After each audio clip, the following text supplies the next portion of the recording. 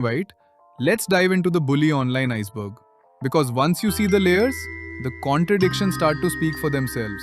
On the surface, Bully Online looked like the future of the bully modding scene. A cinematic trailer showcasing multiplayer gameplay, synchronized animations, and features that looked almost too good to be true. And that's because some of it was. The Discord server, thousands of members, roles, announcements, a roadmap, a hype cycle. It felt alive. It felt official. It felt like a real project. The $8 supporter tier, Bully Online Ko-fi page, offering perks, early access, and supporter benefits. And this is where the first cracks appear, because the moment money enters the picture, Rockstar's legal terms become unavoidable. The roadmap, a list of features, milestones, and future plans. Might as well throw that shit in the bin after this shite fiasco. None of which would survive the collapse. The Swegta video. Swegta's coverage boosted the project's visibility. He repeated the line, "The developer remains nameless because I spilled too many beans." At the time, it sounded like a joke. Now, it feels like foreshadowing. And we put up with a lot of crap from, I guess, a developer who shall remain nameless, because I feel like I've spilled enough beans in this video as it is. The Parker video. Parker's video added more hype and more pressure to the already boiling pan of hot water. But the project wasn't ready. The internal team wasn't stable. The features were half-baked concepts. The server contradiction. Bully MP was criticized for not having servers, but Bully Online didn't have stable servers either.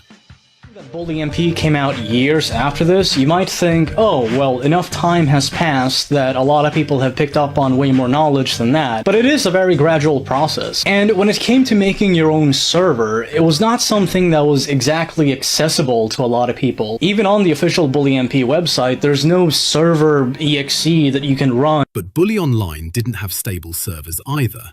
The few that existed were temporary, unstable, and very fucking short-lived. The silence begins. Updates slowed. Announcements stopped. The Discord grew quiet. The inconsistencies become impossible to ignore. The missing receipts. Supporters asked where the money went. The dev said receipts existed, but none were shown. Not even a redacted screenshot. Honestly, it was sickening. I'll show some of these comments to give you an idea, but just to think. A game that's supposed to be about teenagers is being run by people like this. It's wild. Absolutely wild. It really makes you question the people behind the game. The missing refund logs. Refunds were claimed, but again, no proof. The team promised to release the source code.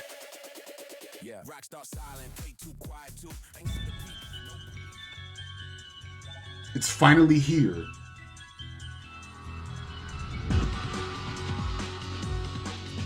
So I guess you can play online with your friends now, huh? Oh, you could be scrapping? Oh, this is gonna be good. Of course, as you might expect, the possible risks would take to interactive. Since then, I have assembled a brand new team of people, and we're going by the name Fat Pigeon Development. Bully MP was create this racing platforming minigame where you that's cool. compete That's against cool. other players to reach the end by jumping across different props. This Oh, is yeah. the final cut for Bully MP, but for Bully Online, thanks to the object spawner, we can do this, and much more. Some of the other stuff that we've added to the map are Easter eggs, beta characters, way more attention to detail, more features being brought back, even beta locations have been restored. Directory, and that's it. For anyone interested in following this project and getting access to both the source code and all of these files that I've shown you here, you can go to swegta.com, go to links, and in this section you can find Bully Online and Bully Online source code.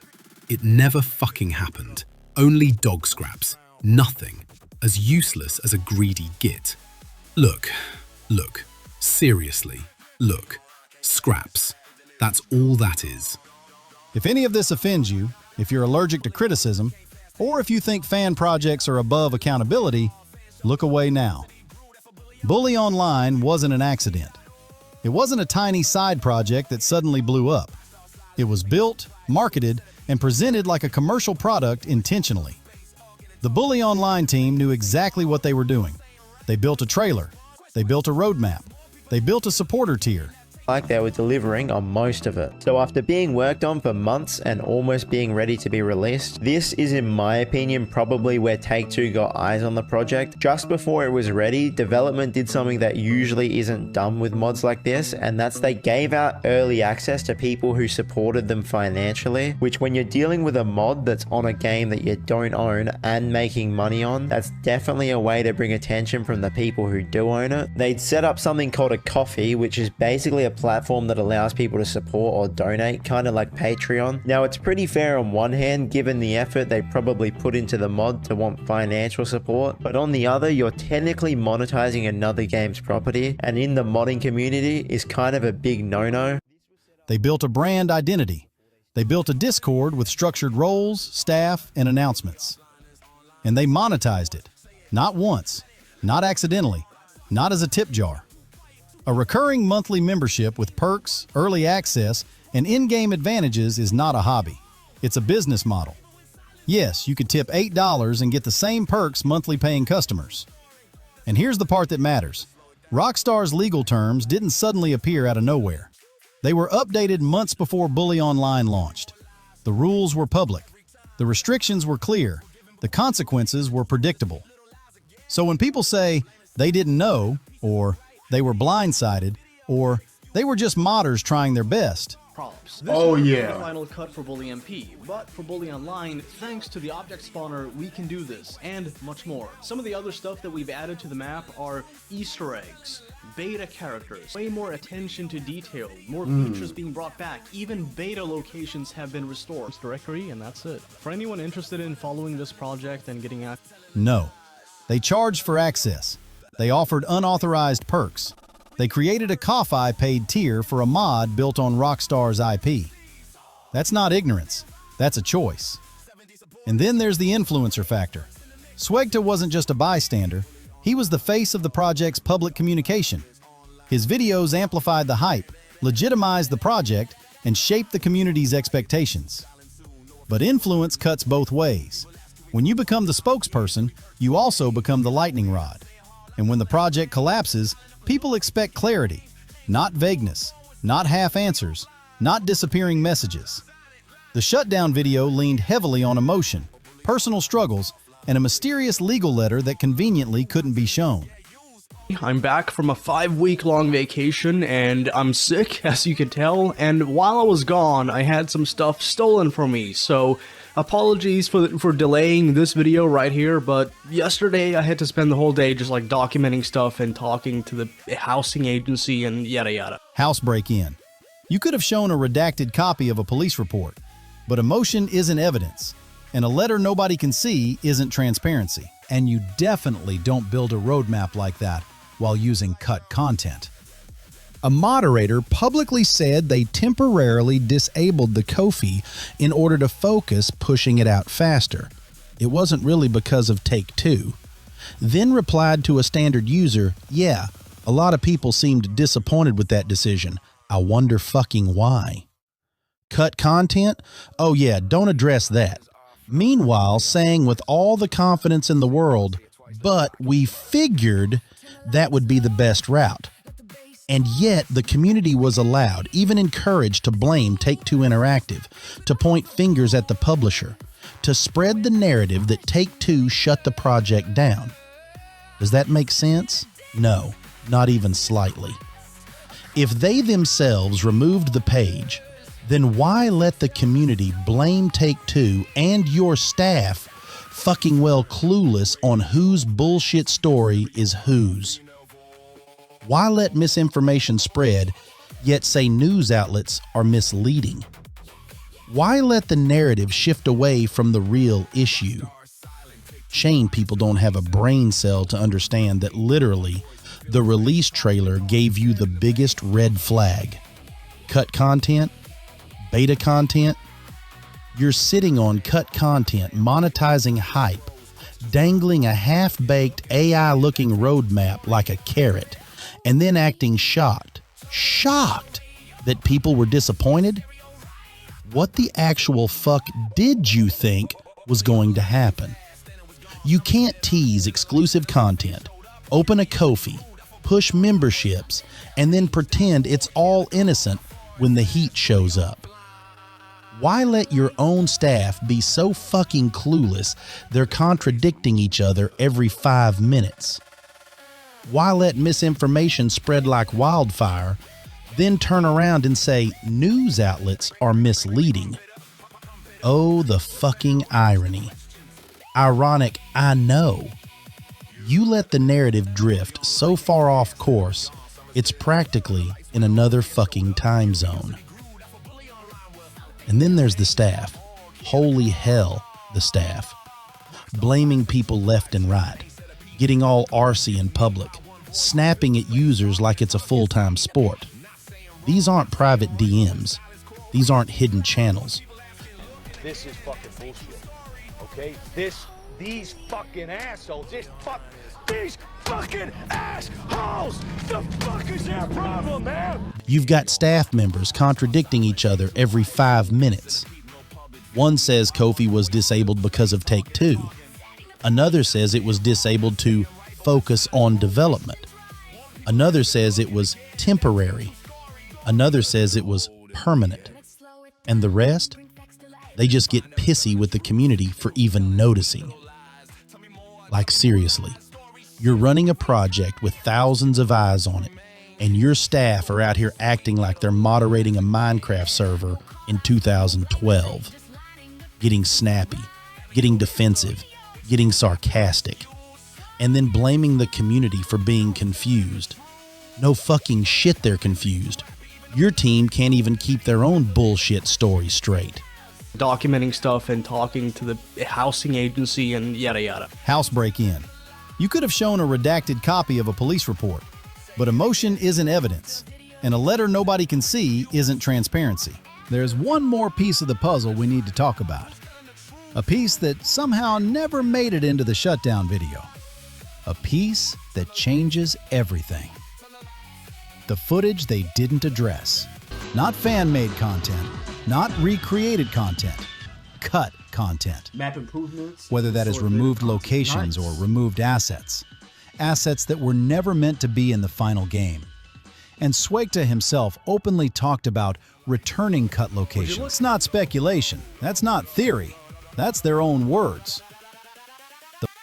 And here's the issue. Cut content is not free to use. Cut content is not public domain.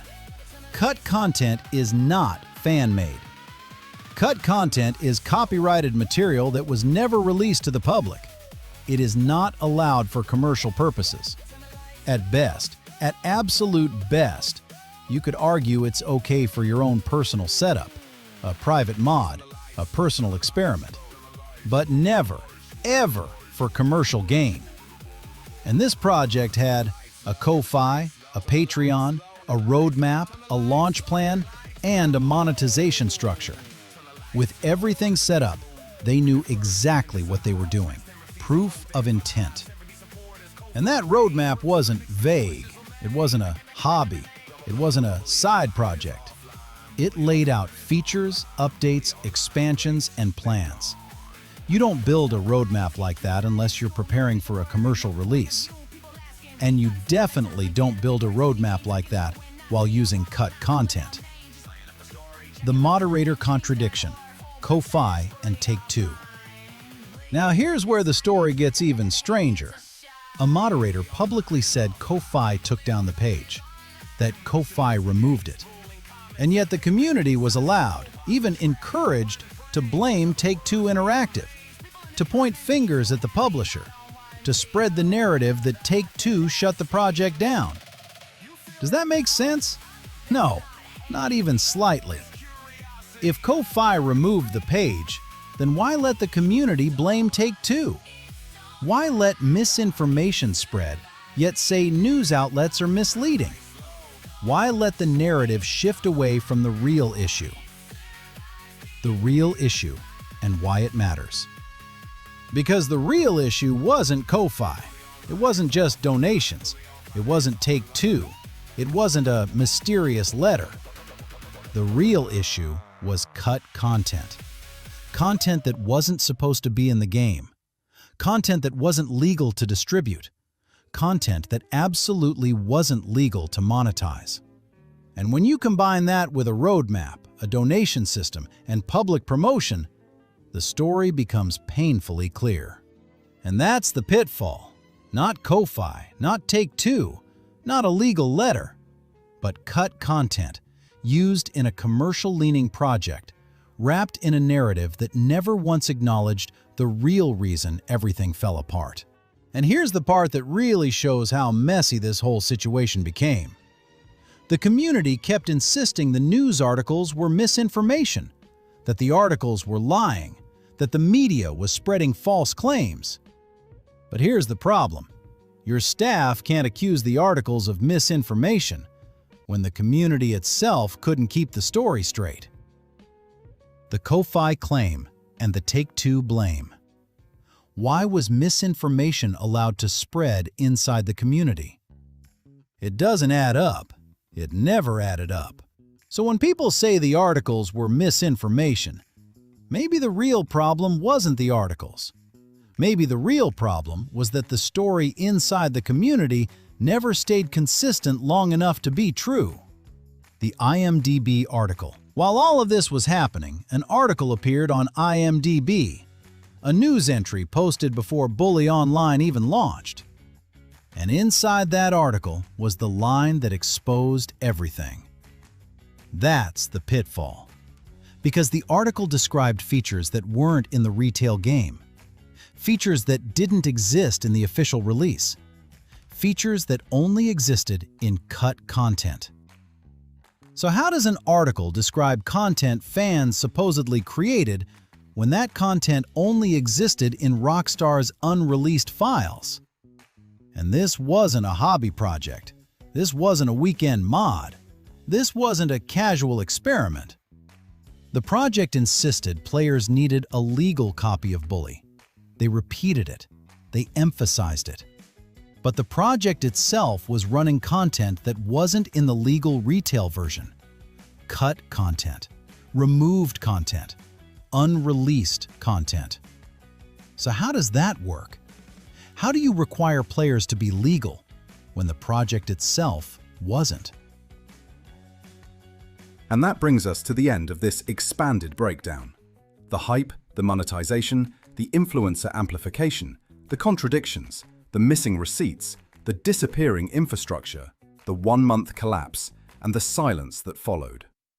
Bully Online wasn't just a mod, it was a case study, a blueprint of what happens when ambition outruns structure, when presentation outruns preparation, and when hype outruns honesty. It showed us how quickly a fan project can transform into something that looks, feels, and behaves like a commercial product, even when nobody says it out loud. And once that transformation happens, the rules change, the expectations change, the consequences change. When a fan project looks like a product, rights holders notice. When a fan project charges like a product, rights holders act.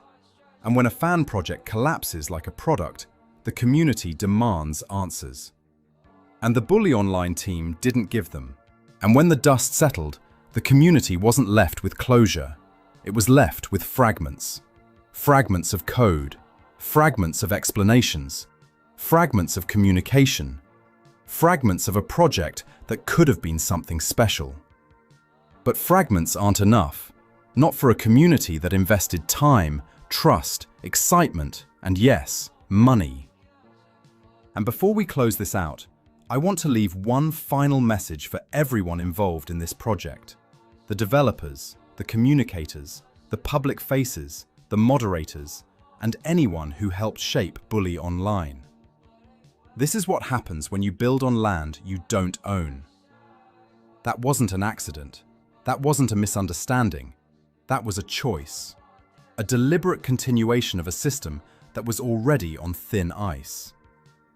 And if the project had stayed free, truly free, maybe things would have gone differently. Maybe the servers would still be online. Maybe the community wouldn't be picking through fragments. But once money entered the picture, the rules changed. And pretending otherwise didn't protect the project. It accelerated its downfall. And let's be honest, if Rockstar or Take-Two had actually taken you down, they would have said something publicly. They respond to journalists. They respond to press inquiries. They respond when their IP is involved in a public dispute. But when gaming journalists reached out, the only thing they got back was silence and claims from the team that the reporting was misleading. Sure, okay. Silence from a rights holder doesn't confirm a takedown. It confirms nothing. And when the only evidence of a legal threat is a letter nobody can see, a letter nobody can verify, a letter that conveniently explains everything while explaining nothing, the community is left with questions, not closure. This isn't about blame. This isn't about dragging anyone. This is about recognizing the reality of what happened. You built something ambitious. You built something people cared about. You built something with potential. But you also built it on unstable ground, with unclear communication, inconsistent messaging, and decisions that carried with it.